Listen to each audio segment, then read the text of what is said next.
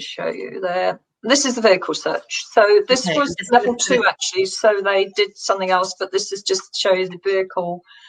And with the vehicle, it's always on the outside. Okay, so you can see it was just there. Let me just show you another one here. Okay, so you saw the lady putting her hand up. Now this is an unusual breed. We didn't know what this was. This was the tables and chairs search. Okay. These, because it was level 2, they have to do the perimeter, and it was on one of these items as well. It's on this chair, and when we tend to hide it on the chair, we tend to tuck it just underneath so that obviously the handler can't see it. Okay. The judge was just clarifying really with the judge where that was. Yeah. These were all really quick, these ones. And it shows exactly what you mean. And actually what it shows to me is that this is all stuff, like you said, that we have at home. So you can practice this at home, can't you? Over Christmas, this is what people will be doing. Yeah. So this is the exterior here. There's the judge there. And really, okay, we got things out of the shed here. Mm-hmm. The judge brought her own items, and she decided to bring in a Christmas theme. So we got the sledge here. Look, there's a snowman who's had too much wine, probably. He's on his back.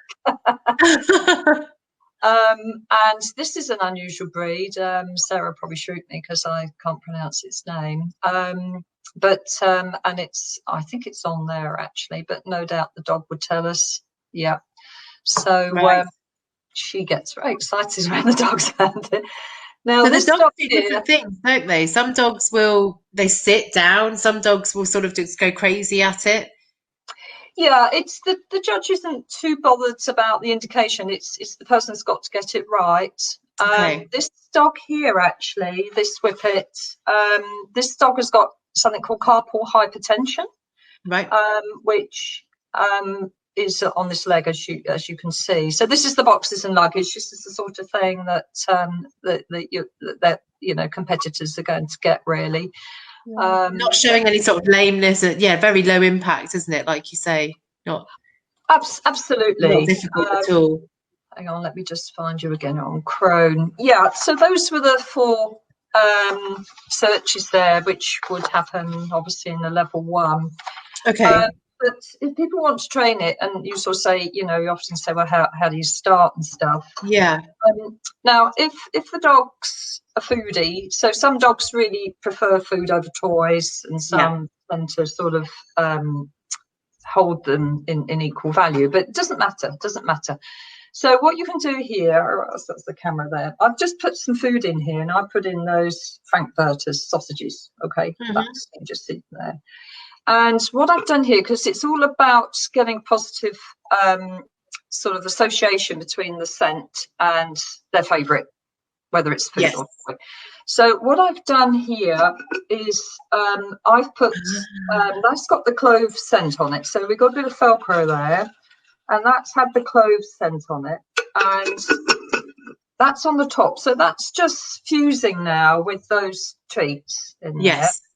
So that's how we can start a foodie dog, and all we have to do. So I'd say probably do that the night before and then use them the next day. That's fine. Okay. So then I'd use these sausages, and maybe around the sitting room, I'd put 5 of those, and just send the dog in until it find it. Right. And as soon as it's eaten the 5th one, you take it out the room. You can do that as many times as you wish. You can use different rooms and so forth. Okay. And you can take these off to the park as well if you wish. So you can chuck a load, do a food scatter and chuck a load in the longish grass. Okay. What the dog is doing when it's using its nose, it's smelling the clove as the main thing. Yeah. Even though this is quite garlicky, obviously. You can use cheese, you can use tiny bits of liver. It doesn't matter, whatever the dog likes. So you're linking the 2 together, sort of in a very, whichever one rides over the other. It doesn't really matter. Okay, yeah. So that's a good way to start with a dog that's foodie. So will the clove will always overpower the smell of the